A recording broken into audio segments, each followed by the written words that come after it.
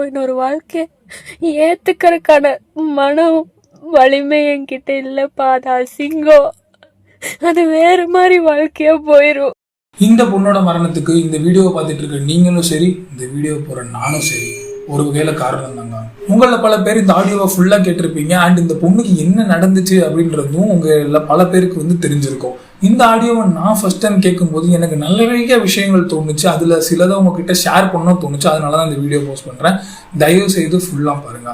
நீங்க லைக் பண்ணலனாலும் சரி, ஃபாலோ பண்ணலாலும் சரி, தயவு செய்து ஃபுல்லா இந்த வீடியோ கேளுங்க. நினைச்சு பாருங்க, ஒரு பொண்ணு எவ்வளோ ட்ரீம்ஸோட வந்து ஒரு மேரேஜ் லைஃப்குள்ள போயிருக்கும். ஆனால் என்ட்ராகி வித்தின் 72 days 72 நாளில் அவளோட வாழ்க்கையோட முடிவை தேர்ற அளவுக்கு அந்த திருமண வாழ்க்கை வந்து அமைஞ்சிருக்கு. இதில் வந்து ஒரு சைடு வந்து அவங்க பேரண்ட்ஸ்க்கு தப்புன்றாங்க, ஒரு சைடு வந்து அந்த கல்யாணம் பண்ணி கொடுத்த இடம் சரியில்லை அதனால தான் அப்படின்றாங்க. பட் ஒருத்தவங்க ஃபிசிக்கல் அண்ட் மென்டல் க்ரூவாலிட்டியில் இருக்காங்க அப்படின்னா இதை வந்து நம்ம வந்து ஒரு கவர்மெண்ட்டை வந்து நம்ம வந்து குறை சொல்ல முடியாதுங்க. ஏன்னா கவர்மெண்ட்டில் வந்து அவ்வளோ ஆக்ட்ஸ் இருக்குது. அவங்க இந்த ஸ்க்ரீனில் தெரிகிற இந்த எல்லா ஆக்ட்ஸுமே திருமண வாழ்க்கையில் ஒரு பெண்களை வந்து பாதுகாக்கிறதுக்காக நம்ம அரசாங்கத்தால் கொண்டு வரப்பட்ட சட்டங்கள். இதில் வந்து மோஸ்ட் ஆஃப் த கேஸ் வந்து நான் பிலபிள் அஃபென்ஸுங்க. இதை நீங்கள் போய் தைரியமாக ஒரு பொண்ணை வந்து வரதட்சணை கேட்டு அடிக்கிறது மட்டும் வன்கொடுமையில் சாராது. அந்த வரதட்சணை கேட்டு அவளை வந்து ப்ரெஷர் பண்ணுறது வந்து மனதளவிலான வன்கொடுமை அப்படின்ற வந்து ஒரு சட்டம் இருக்குது. ஸோ அதை வந்து நம்ம தைரியமாக போலீஸில் வந்து நம்ம கேஸ் கொடுத்தாலே அதுக்கான ஆக்ஷன்ஸ் வந்து போலீஸ் எடுப்பாங்க. அண்ட் இந்த வாழ்க்கை நம்ம பிடிக்கல அப்படின்னா டைவர்ஸ் வாங்குறதுக்கும் ஃபிசிக்கல் அண்ட் மென்டல் க்ரூவாலிட்டி அந்த ப்ரொவிஷன்ஸ் கீழே போனோம் அப்படின்னா நம்ம வந்து 1 year வரைக்கும் வெயிட் பண்ணணும்னு தேவையில்ல. இன்னைக்கு கல்யாணம் ஆகுது, நாளைக்கே நான் அடிக்கிறான், அவனை வந்து வரதட்சணைட்டு கொடுமைப்படுத்துறான்னா நம்ம அது உடனேமே வந்து டைவர்ஸ் அப்ளை பண்ணி அந்த லைஃப்லேருந்து நோ சொல்லிட்டு வெளியே வந்துடலாம். பட் இந்த பொண்ணோட கேஸில் எனக்கு அந்த ஆடியோ கேட்கும்போது இந்த பொண்ணு வந்து படித்த பொண்ணு, இந்த பொண்ணுக்கு இது எல்லாமே தெரியும். பட் அந்த பொண்ணு அந்த ஆடியோவில் மென்ஷன் பண்ணியிருந்தது வந்து என்னால் இந்த வாழ்க்கையை விட்டுட்டு வேற வாழ்க்கை அமைச்சிக்கலாம்ப்பா, ஆனால் அது வேற மாதிரி ஆயிரும்ப்பா அப்படின்னா அந்த பொண்ணு என்ன மீன் பண்ண வருது அப்படின்னு என்னால் புரிஞ்சுக்க முடியுதுன்னா, இந்த சொசைட்டியில் நம்ம ஒரு பொண்ணு ஒரு மேரேஜ்லேருந்து டைவர்ஸ் ஆகிட்டு வந்து இன்னொரு மேரேஜ் பண்ணாலோ இல்லை தனியாக வாழ்ந்தாலோ அவளுக்கு என்னென்னலாம் நம்ம பேசியிருப்போம். உங்கள் மனசாட்சி தொட்டு சொல்லுங்கள், நீங்கள் வந்து ஒரு பொண்ணை கூட அந்த மாதிரி நீங்கள் பேசுனது இல்லைன்ட்டு. இந்த சொசைட்டி தாங்க இந்த மாதிரி. சில பேர் அவங்க அப்பா அம்மா காரணம், அந்த கட்டி கொடுத்த குடும்பம் சரியில்லை அது காரணம், இவங்க பெற்றவங்க பார்த்து கொடுக்கல, அவ்வளோ காரணம் சொல்லட்டும்.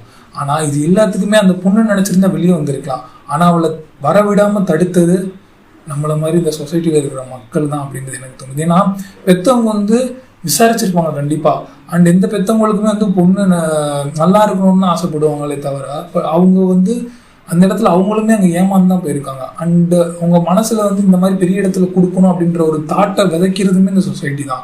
அவன் பொண்ணுக்கு எவ்வளோ பவுன் போட்டிருக்க, ஏன் இவ்வளோ கம்மியாக வேலை சம்பாதிக்கிற மாப்பிள்ளை கல்யாணம் பண்ணி கொடுக்குற, ஏன் அவ்வளோ பெரிய இடத்துல கல்யாணம். அண்ட் பெற்றவங்க கௌரவம், நம்ம ஜாதிக்காரன் கல்யாணம் பண்ணால் கௌரவம், நம்ம சொந்தக்காரன் பையன் சொந்தக்காரங்க கொடுத்துருக்கிற பொண்ணோட மாப்பிள்ளையோட நம்ம மாப்பிள்ளை அதிகமாக சம்பாதிச்சா கௌரவம், அவன் கார் வச்சுருந்தா கௌரவம், பங்களா வச்சுருந்தா கௌரவம், வீடு வச்சுருந்தா கௌரவம், நம்ம பொண்ணை மகாராணி மாதிரி பார்த்துக்கிட்டா கௌரவம் அப்படின்னு மகாராணியாக பார்த்துக்கிற ஒரு மனுஷனை தெரிறாங்களே தவிர அவன் ஒரு மனுஷியாக பார்த்துக்குவானா அப்படின்றத வந்து இங்கே திங்க் பண்ணுறது விட்டுறாங்க.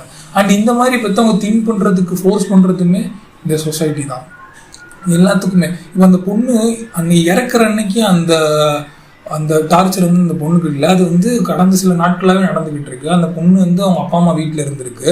அண்டு திரும்ப இவங்க பேரண்ட்ஸ் பேசி அந்த பொண்ணு திரும்ப அனுப்பி தான் வச்சுருக்காங்களே தவிர அந்த பொண்ணு சொல்லுது நான் வந்து இதை விட்டுட்டு வரலாம்ப்பா, ஆனால் என் வாழ்க்கை வேற மாதிரி ஆயிருப்பா அப்படின்னா அந்த பெற்றவங்களுக்குமே என்ன பயம். அந்த பெற்றவங்களுக்குமே தெரியும் இந்த வாழ்க்கை வந்து, ஏன்னா 70 வந்து கல்யாணத்தில் வந்து அந்த கல்யாணம் ஆகி கொஞ்ச நாள் அந்த கிடைக்கிற அந்த அன்பே இவ்வளோ கொடுமையாக இருந்துச்சு அப்படின்னா அந்த வாழ்க்கை வந்து நம்ம பொண்ணுக்கு செட் ஆகுதுன்ற அந்த அப்பா அம்மாவுக்கும் தெரியும். ஆனால் அவங்களும் ஏன் யோசித்தாங்க அப்படின்னா இந்த சொசைட்டி நம்ம பொண்ணு என்ன பேசும், தப்பாக பேசும், நம்மளை என்ன பேசும், தப்பாக பேசும், இந்த தப்பாக பேசும், அவன் பேசுவான் உன்னை மைண்டில் வச்சுக்கோங்க. நம்ம வாழ்க்கையை நம்ம மாமனோ சித்தப்பனோ பெரியப்பனோ பக்கத்து வீட்டுக்காரனோ எவனுமே வாழ போகிறது இல்லை, நம்ம லைஃப்பில் நம்ம தான் வாழ போகிறோம். ஸோ தயவு செஞ்சு அவன் பண்ணுவான் இவன் பண்ணுவான்றதுக்காக உங்கள் பிள்ளைங்களோட லைஃப்பை வந்து நீங்கள் ஸ்பாயில் பண்ணிடாதீங்க. உங்களுக்கு 100% அது பிடிச்சிருந்தா மட்டும் அதை பண்ணுங்க. இந்த உங்கள் சித்தப்பாக்கு பிடிக்கல, உங்கள் மாமாவுக்கு பிடிக்கல, அவனுக்கு பிடிக்கல, இவனுக்கு பிடிக்கல, அதை பண்ணாதீங்க. அண்ட் அந்த மாதிரி உங்கள் பொண்ணோ உங்கள் ஃப்ரெண்ட்ஸோ யாரோ அந்த மாதிரி ஒரு லைஃப்பில் வந்து மாட்டிக்கிட்டாங்க அப்படின்னா தயவு செஞ்சு நோ சொல்லிவிட்டு அதை விட்டு வெளியே வர்றதுக்கான வழியை பாருங்கள். அவங்கள திரும்ப வந்து இந்த மாதிரி சொசைட்டி பேசுவாங்கப்பா, அட்ஜஸ்ட் பண்ணிட்டு வாழப்பான்னு திரும்ப அதுக்குள்ளே தள்ளினீங்க அப்படின்னா கடைசியில் இழக்க போகிறது வந்து நம்ம வீட்டு பிள்ளைங்கள தாங்க. உங்களுக்கு இந்த மாதிரி உங்களுக்கு தெரியல, இந்த மாதிரி ஒரு இவங்க வந்து இந்த மாதிரி ஒரு டார்ச்சரில் இருக்காங்க அப்படின்னா அவங்களுக்கு வந்து இதெல்லாம் எடுத்து சொல்லுங்கள். அவங்களுக்கு வந்து கவர்மெண்ட் வந்து இவ்வளோ ரூல்ஸ் அண்ட் ரெகுலேஷன்ஸ் இருக்குது, இதெல்லாம் நீங்கள் யூஸ் பண்ணுங்கள். அண்டு நம்மளால் சொசைட்டியை என்ன பண்ணலாம் அப்படின்னா, அந்த மாதிரி ஒரு டைவர்ஸ் வாங்கிட்டு வர்ற பொண்ணோட கட்ஸை பாராட்டலாம். அதை விட்டுட்டு அவளோட கேரக்டர் எடுத்தோடனே இந்த சொசைட்டி பண்ணுற ஒரு இது வந்து அந்த மாதிரி ஒரு பொண்ணு வந்து ஒரு சிங்கிள் மதராக வந்து இருந்தாங்களாவோ இல்லை செகண்ட் மேரேஜ் பண்ணாங்களோ அவங்க கேரக்டர் வந்து டைரெக்டாக வந்து நம்ம வந்து ப்ளேம் பண்ணுறது, அவங்கள அசிங்கமாக பேசுறது, கொச்சையாக பேசுறது, இப்படி தான் இருக்கும். பட் நினச்சி பாருங்க, ஒரு சிங்கிள் பேரண்ட்டாக அவங்க வளர்க்குறாங்க அப்படின்னா அவங்க தைரியத்தை தானே நம்ம பாராட்டோம். நீங்கள் இந்த இடத்துல வந்து சிங்கிள் பேரண்ட்டாக வளர்த்துக்கிறவங்களோட அந்த அவங்க எவ்வளோ இதெல்லாம் கேட்டிருப்பாங்க அப்படின்றதெல்லாம் வந்து ஒரு சொசைட்டியுமே நம்மளுமே இன்னும் வந்து நிறைய விஷயங்களை வந்து நார்மலைஸ் பண்ணணும். அண்ட் எல்லாத்தையும் வந்து நம்ம வந்து ஒரு காமன் ஆக்கணும். நம்மளாம் இன்னும் கொஞ்சம் நிறையா எவால்வ் ஆகணுங்க சொசைட்டியாக. அப்படின்னா தான் இந்த மாதிரியான விஷயங்கள்லாம் வந்து நம்ம வந்து தடுக்கலாம். ஸோ இதெல்லாம் எனக்கு வந்து சொல்லணும்னு தோணுச்சு. ஸோ முடிஞ்ச அளவுக்கு இந்த லீகல் ப்ரொவிஷன்ஸ் எல்லாத்தையுமே வந்து உங்களுக்கு தெரிஞ்சவங்கள்ட்ட சொல்லுங்கள். அண்ட் தவறான முடிவுகள் யாராச்சும் எடுக்க போகிறாங்க தெரிஞ்சால் அவங்களை தயவுசெய்து அதில் வந்து காப்பாற்றுங்க.